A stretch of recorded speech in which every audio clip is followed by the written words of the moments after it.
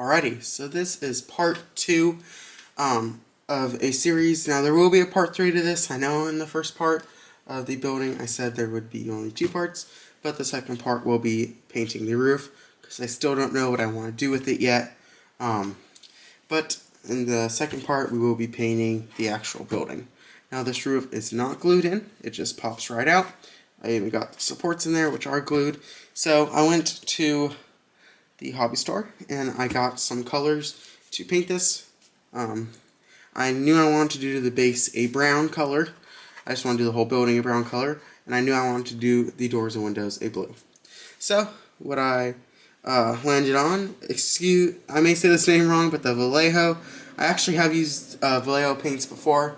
I use them for the airbrush set, the rusting paint set, which I loved. I love that paint set. I did a really cool truck that I rusted over. It's actually on the layout, so I'll have to show you guys next time. But I'm using this. It's like a chocolate. It says it's a chocolate brown color. If it'll, yeah, it says it's chocolate brown color. I wanted to do a brown that's not too light, but also not too dark.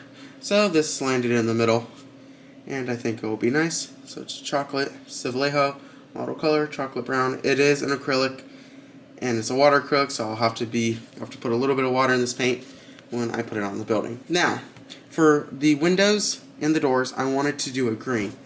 They didn't really have a big green selection. They had a really bright green, which would not look good at all with this. They didn't really have any dark or lighter greens. So a green that I found that may or may not work is the US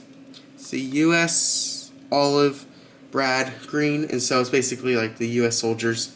It's the green that, like, the World War II they use. It's what they used to paint the World War II figures.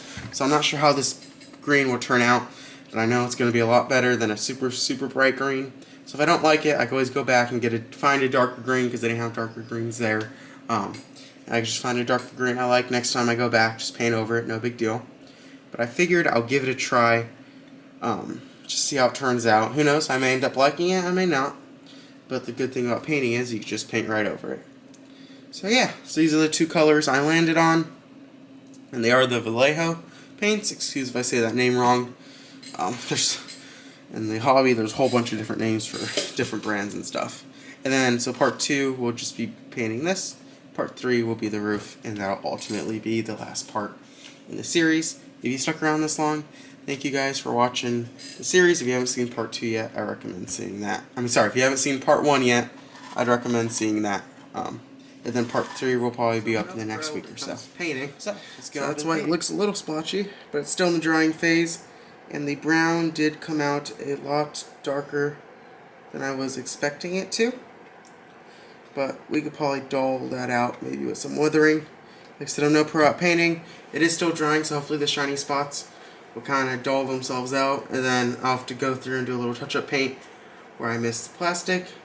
But after that, the next step will be to paint the windows. And this is being hand painted. As you can see here with my brush. So it's not the best, it's not the worst, but hopefully from just glaring at it, like quick look, it should be fine. So this is where the progress we've made so far. So I'll update you once we get the windows all glued in, and that should be a fun challenge. But luckily I have 2 paint brushes here. They seem to have really fine tips. So hopefully that will do the job. Alrighty, sorry if you hear a little bit of background noise. I have a small fan on my desk, and I have it on right now because it's getting hot in here.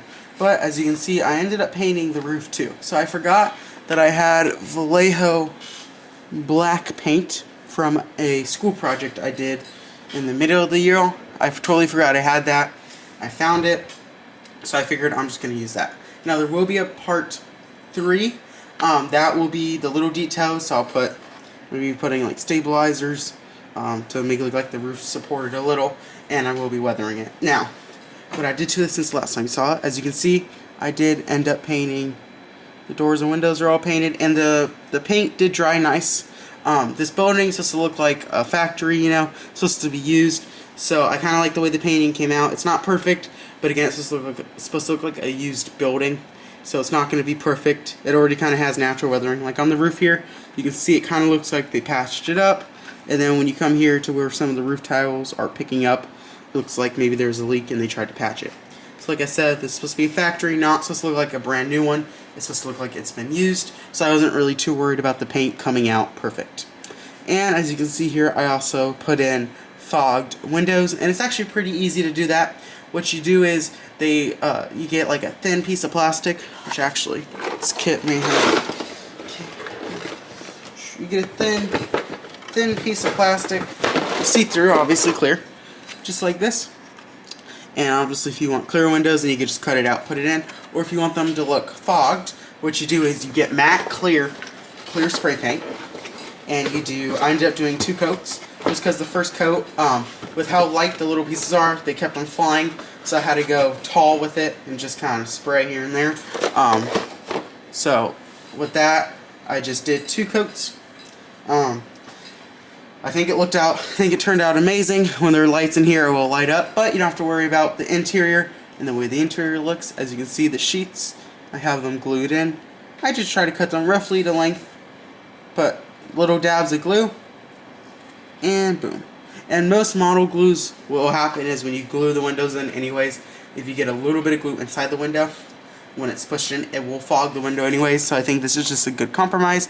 Not only does it look good, but it kind of adds a purpose. You don't have to do an inside, and people can just kind of use their imagination to assume what the inside will look like.